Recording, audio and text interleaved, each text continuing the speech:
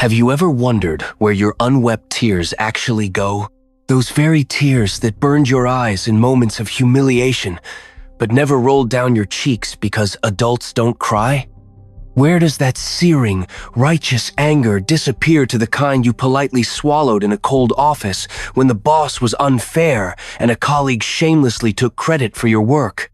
Where did those daring, shining ambitions and the thirst for absolute power over your own destiny actually go, those you personally strangled and hid deep inside so as not to seem too complex or dangerous in the eyes of neighbors, friends, and eternally judging relatives?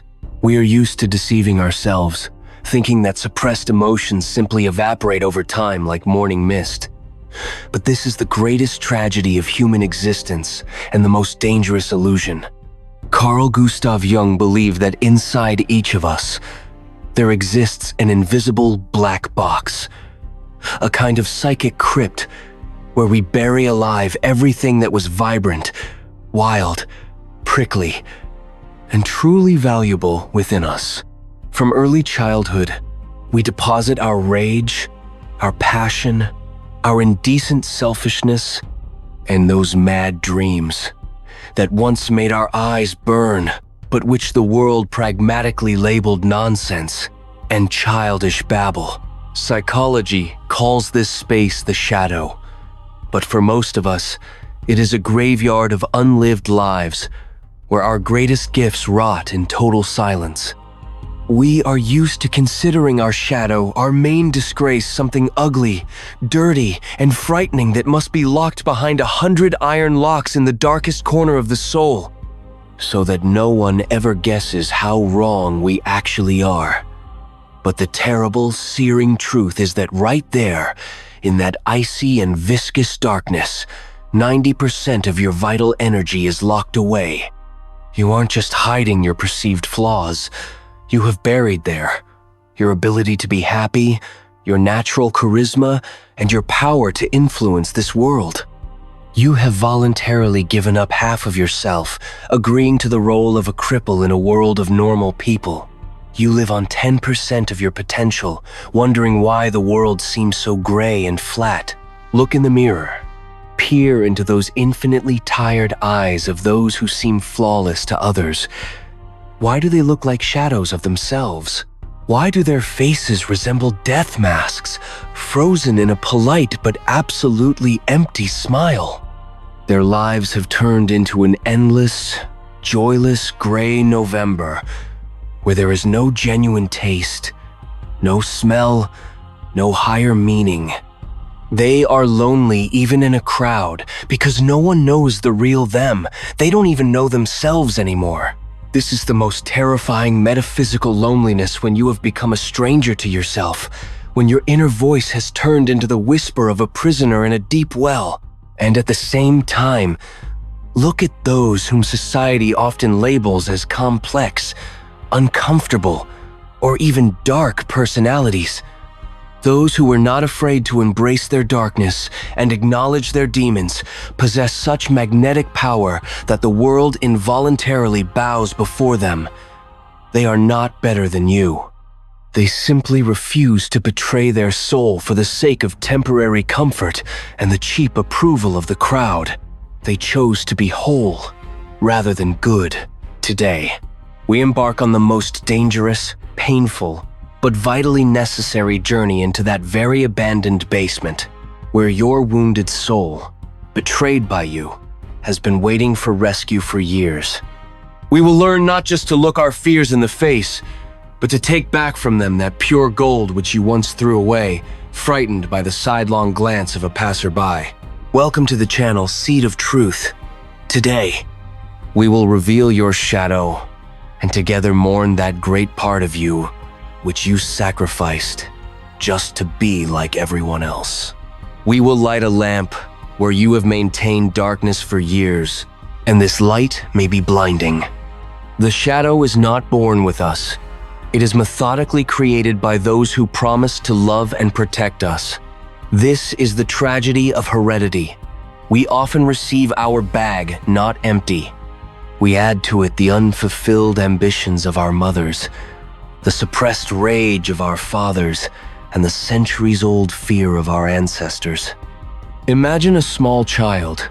They are the element itself, pure and absolutely total in every manifestation.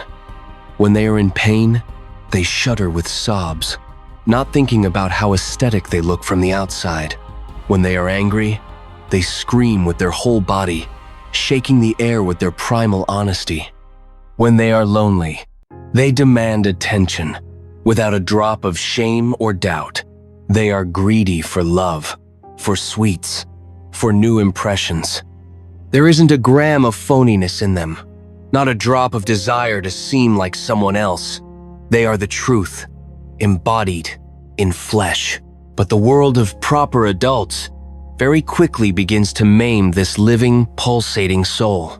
They told you, quiet, people are looking at you. Don't cry, be strong. Girls should be obedient. Don't be so selfish. Give your favorite toy to this boy. Don't embarrass me. And in that tragic moment, the first and most terrible split occurred in the small, trusting heart. You instinctively understood. To survive in this world, so as not to be rejected by those closest to you, you must betray yourself. You must become convenient, safe, and predictable. You began to cut off living pieces of your personality that frightened or irritated others. Thus, everything brightest, sharpest, and most real in you was sent into eternal exile, into the damp and cold basement of your subconscious. You built your personality on a foundation of lies, and now, years later, this foundation is beginning to crack under the weight of your true essence.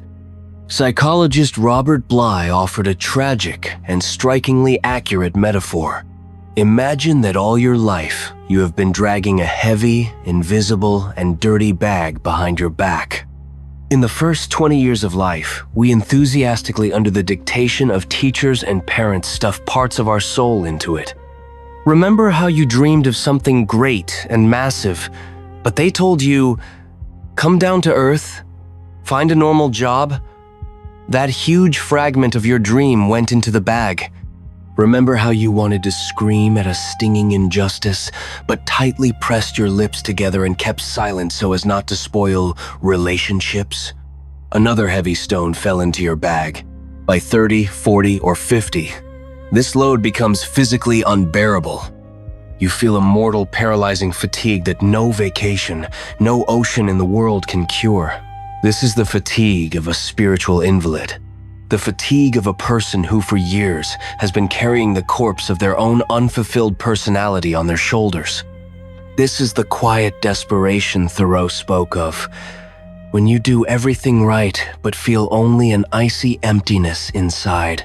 You spend the last scraps of your vital energy making sure this bag doesn't tear, so that no one, and first of all, you yourself, sees how much you differ inside from that plastic image you broadcast to the world.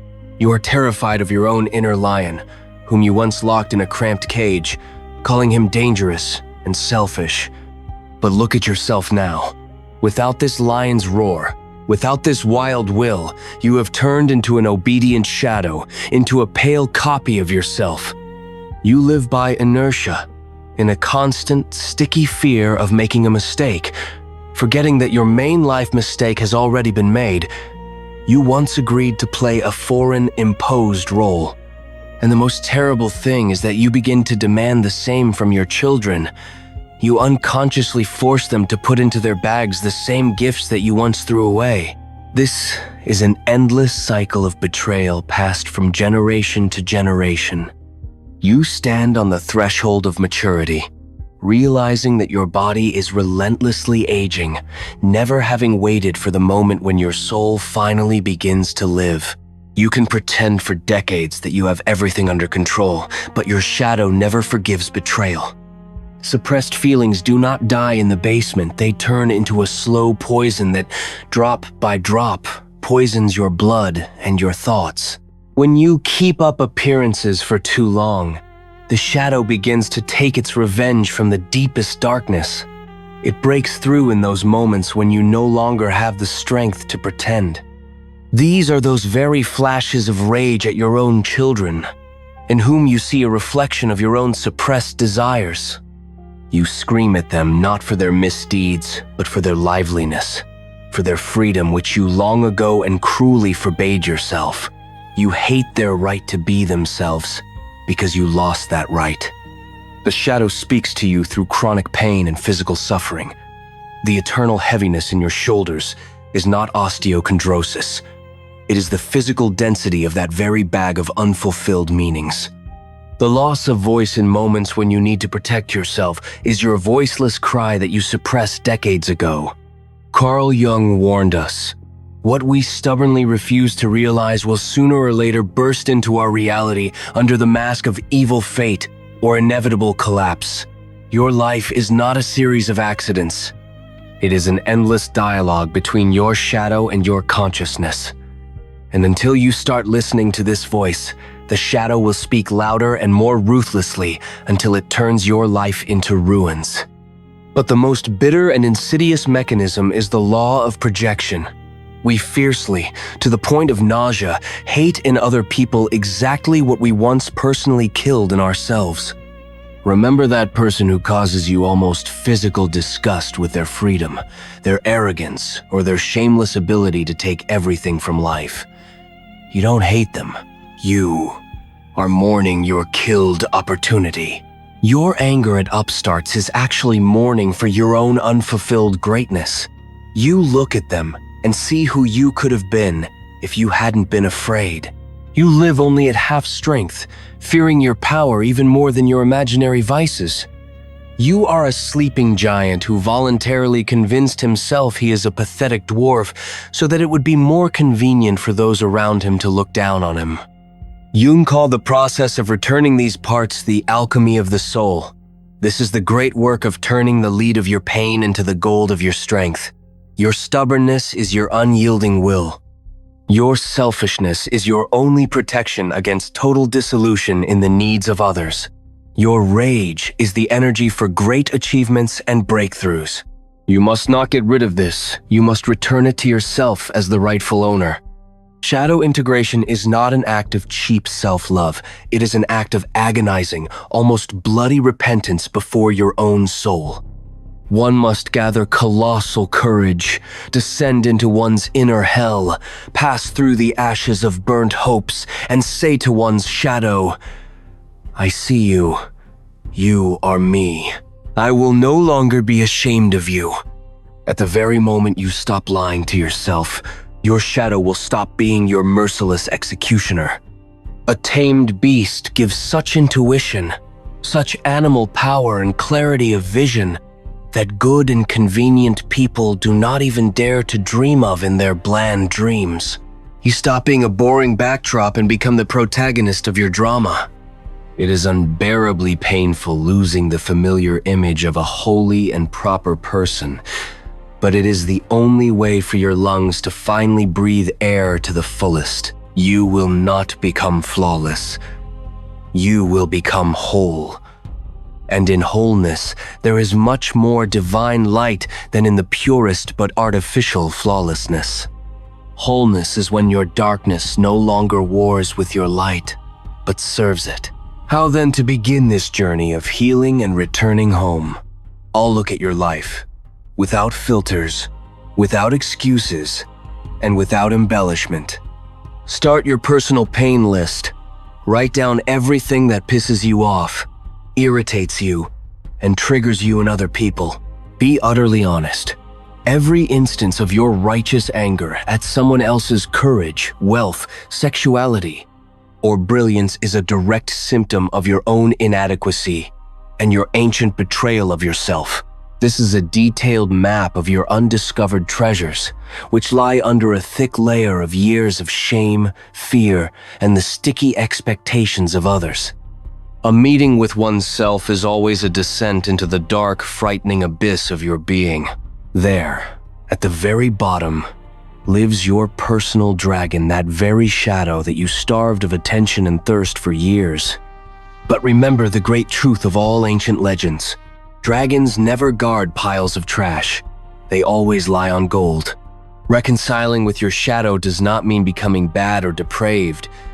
It means ceasing to be a spiritual invalid who cut off half of their soul just to not stand out from the gray crowd. It means reclaiming your right to the fullness of being. Seek your truth where you are most afraid to be. Go where it is dark, where it hurts, where shame lives. Remember, the real dawn in your soul will come only after you decide to live through your darkest and loneliest night, without looking away from your own reflection in the mirror of eternity. Stop wasting your only and precious life on maintaining other people's masks and expectations. Stop being the shadow of the person you could become. Subscribe to the channel, Seed of Truth, if you still have at least a little courage left to finally meet your true self and take your life back from the hands of fear. In the next episode, we will analyze one of Jung's most mysterious themes, synchronicity.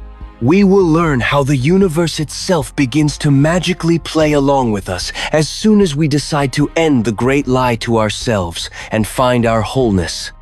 Your new, authentic life begins exactly where your fear of your own shadow ends. See you in the depths, there where you are finally home, there where you are you, in all your frightening and beautiful fullness.